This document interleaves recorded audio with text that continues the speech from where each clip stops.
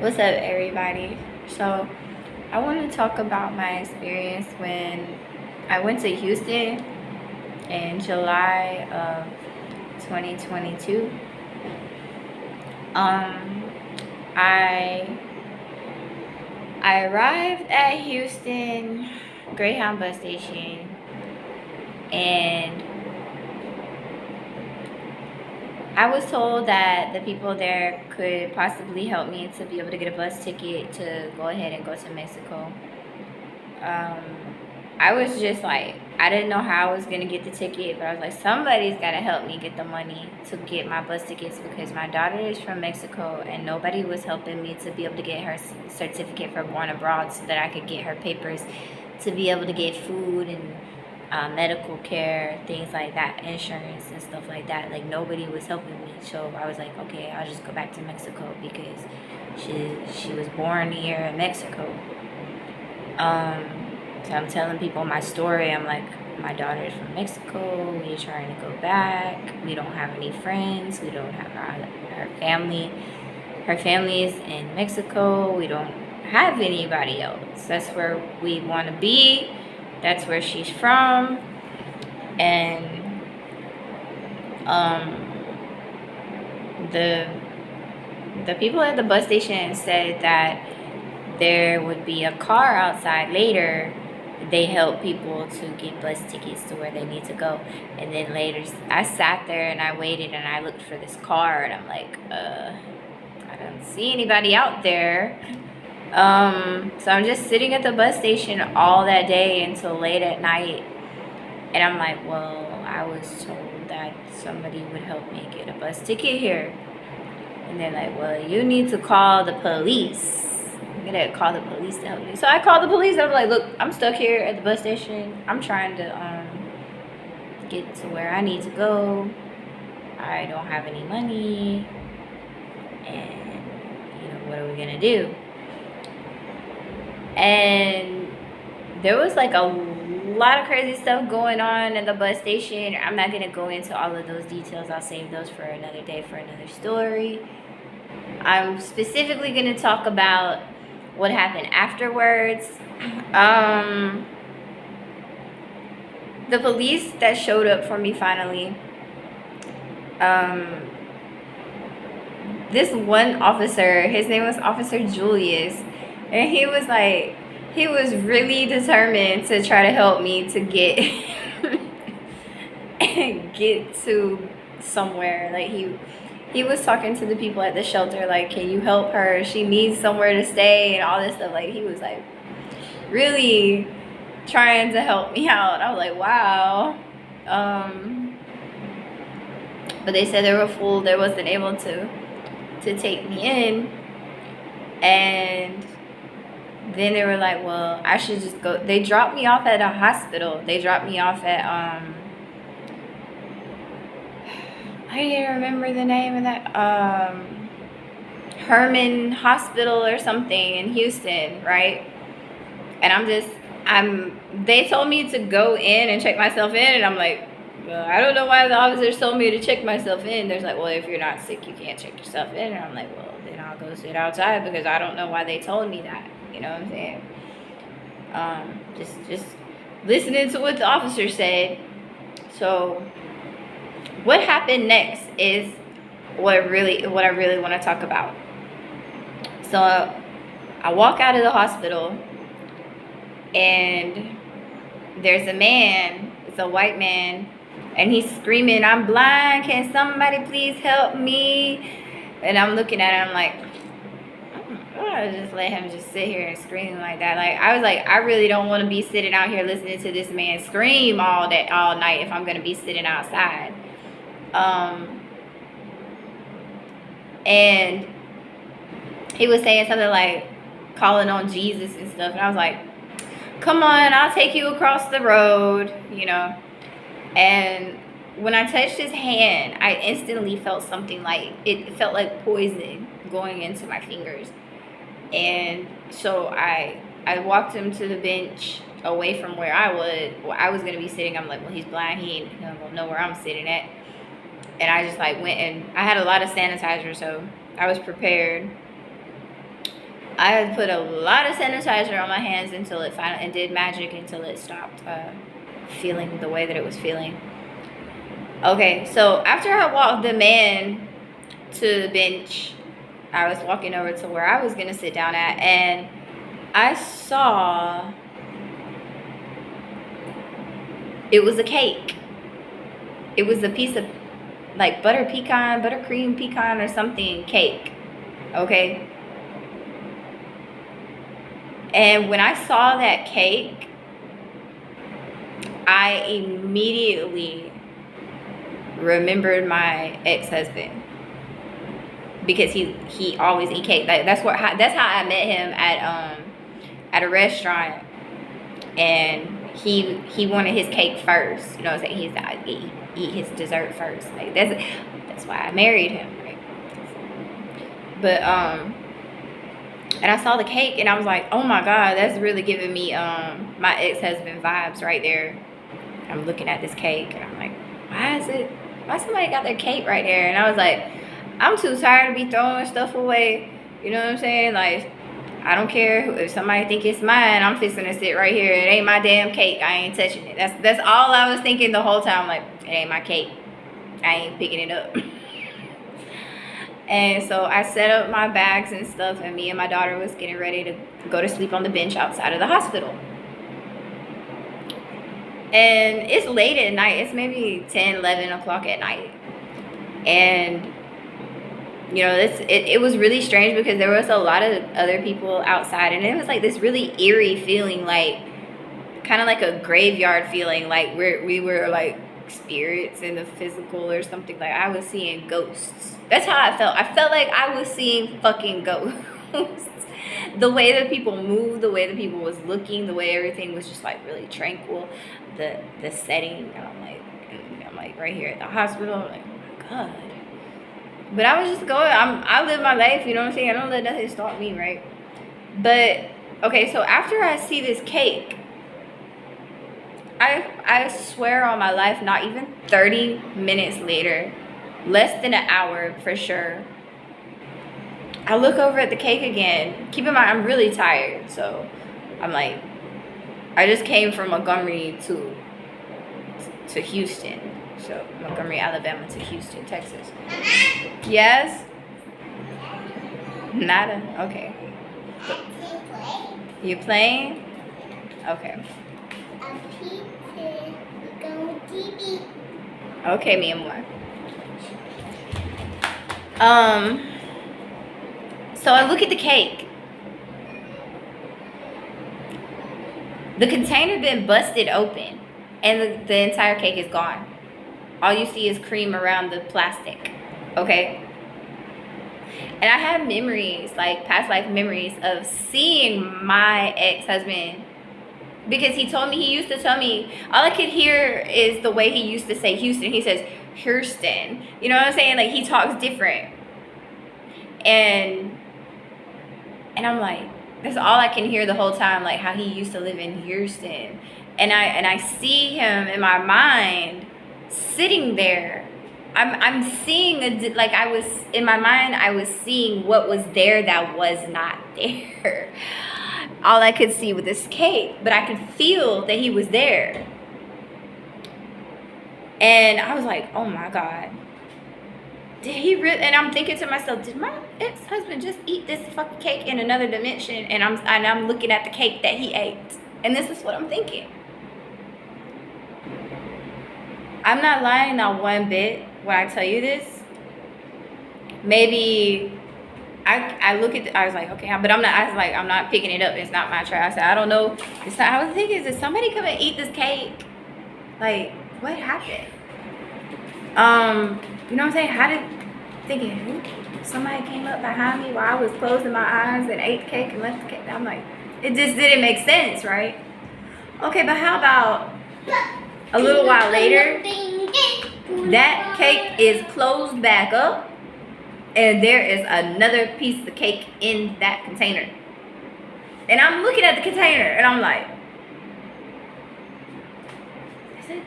I was like, was I just imagining somebody ate the fucking cake? Cause I'm like, why is there a cake in the middle of the motherfucking sidewalk, right where I was sitting? And I just kept feeling like, it's like I could just feel him. You know what I'm saying? And then later, I looked at the cake, busted wide open one more time. I want to say I saw this at least 3-4 times happen. But I didn't say anything. It didn't bother me. I just completely ignored it. Because I was like, I just ain't got time for no multi-dimensional bullshit right now, man. Like, I'm trying to go to Mexico. I'm not even trying to stay around here with this crazy shit. So, the next day, I slept outside for two nights. Okay? The next day, in the morning, I was invited to go inside the hospital and get some breakfast for me and my daughter. We got some good food. They had good food, no problem. We got sandwiches, eggs, whatever. And I go to the table. I see another lady that was staying out there all night, and I asked her, I was like, hey, you want a sandwich? And I was just trying to be nice. And I was asking her, I saw a black guy. He was trying to talk to her and stuff, and I was like, I know he's trying to get information out of her. I was like, hey, hola, ¿cómo estás? So I started speaking to her in Spanish, trying to get information out of her and stuff. She said, I was like, do you know anybody that's in the hospital? She's like, no, she just likes to be out there like that. I was like, oh, okay, that's cool. And the guy, lo siento, mi amor. So the guy that I saw, he looked really familiar, like maybe I had seen him in my hometown before. And are you okay, honey? Oh Lord. So sorry about that. So the guy that I saw, I was like, he looks really familiar. I was like, he looks like somebody that's friends with my ex-husband, is what I'm thinking to myself. And I was sitting down. As I was sitting down eating my food, I saw the man and he was smoking a cigarette, and I'm thinking, he's trying to do magic, because there is a magic that you can do where you can summon people with cigarettes, certain people that like cigarettes, or spirits that like cigarettes, if you know anything about spirits. And I knew what he was doing. I'm telling you, I knew what he was doing, and he was trying to summon my ex-husband, because that's his friend. He's like, where is he? And so what I did, I sat there and I clapped my hands and I said, bring him back. Yeah, I said, yeah, bring him back. Just like that, with the intention of my ex-husband showing up. And I kid you not, not even before I could get up from the table where the food was, there was a guy that pulled up in a golf cart. They had people on golf carts that was cleaning up the area outside of the hospital. And he had a mask on. And my daughter was crying to go to the bathroom, so I had to go in the hospital to the bathroom. I was trying to throw the trash away. And I was looking, as I was throwing the trash away, I looked at the guy, and I'm like, that looked like a young version of my ex-husband. And I stopped for a minute. He got a mask on, but I see his arm and his tattoos and his eyes and stuff. And I'm like, and he looking at me like kind of nodding at me, like it's me. Like, I didn't say anything because my daughter's crying to go to the bathroom. And and he's out there for the few seconds that I was there. While he was out there, he had a thing to pick up trash, and he picked up the cake container, put it in the trash, and there was some other little bits of trash, and I was like, is that his trash from another dimension? And he's coming to this, I know this sounds crazy, right? But he picked it up. And how?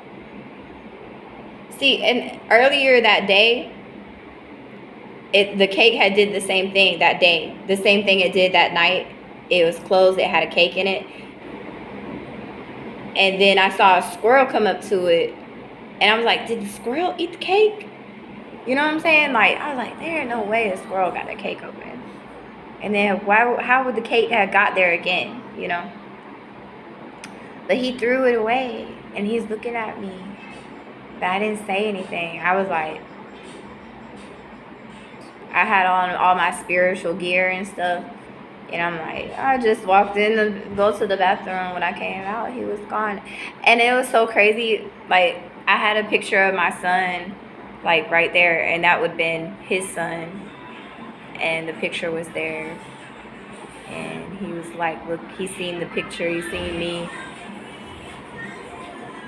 And I was like, that is him.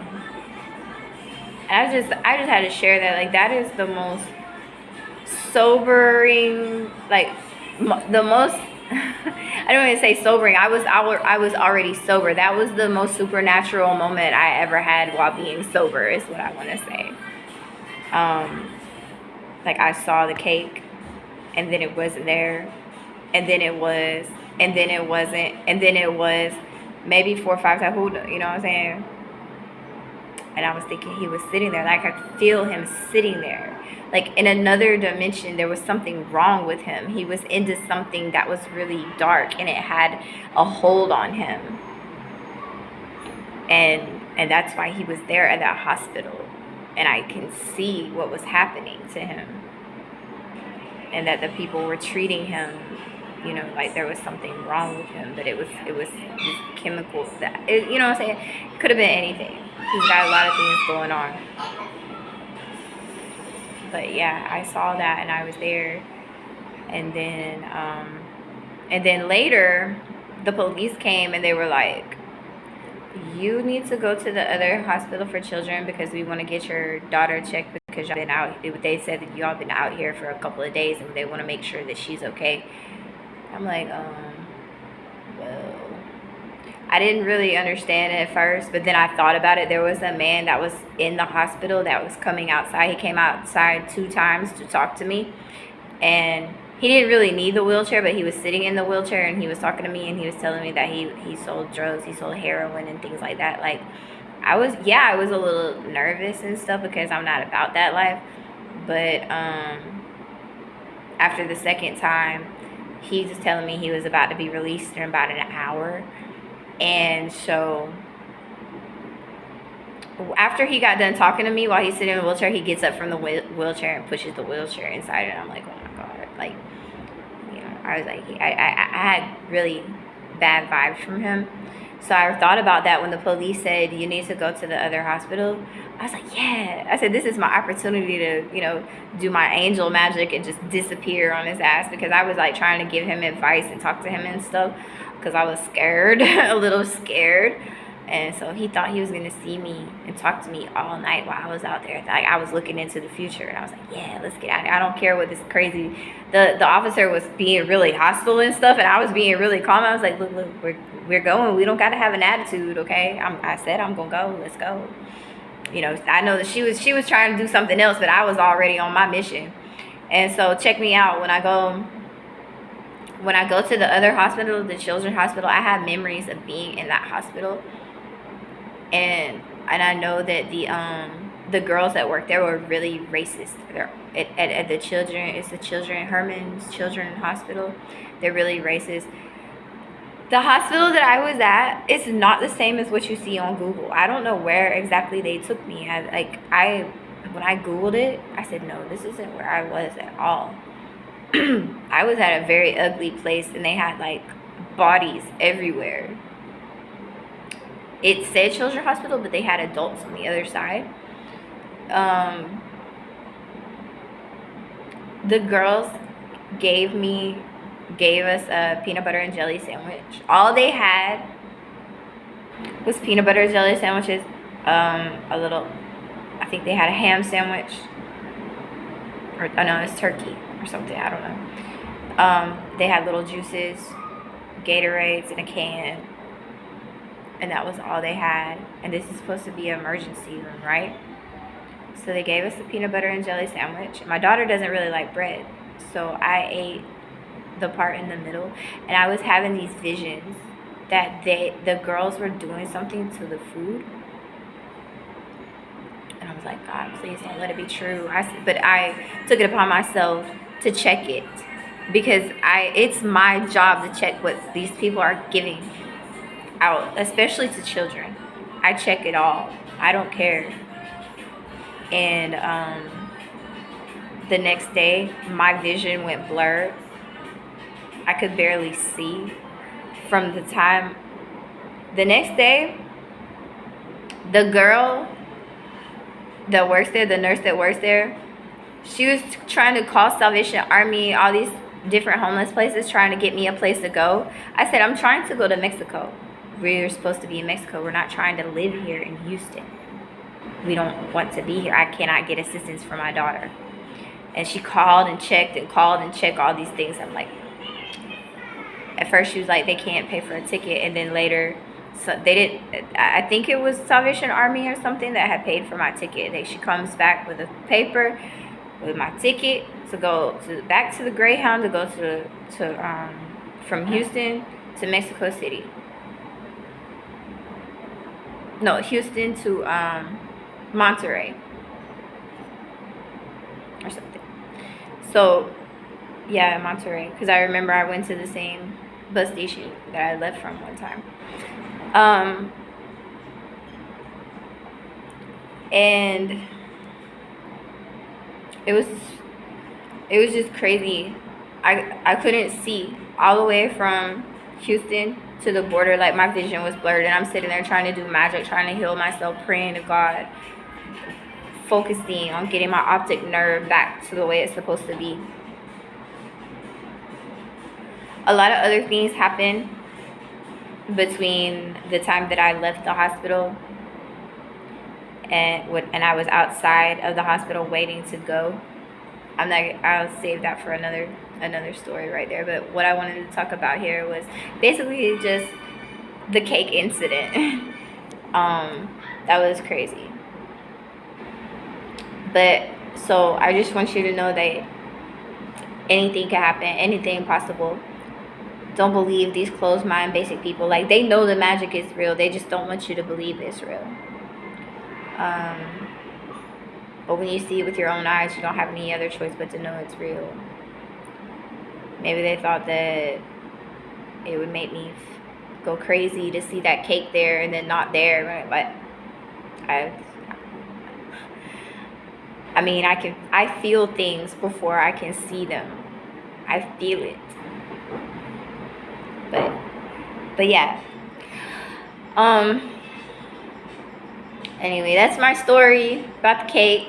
I don't know exactly what happened. Like I said, I check on Google and I don't see where I was exactly. But that's neither here nor there, because I'm here and not there. All right. And I hope you have a blessed day. Adios.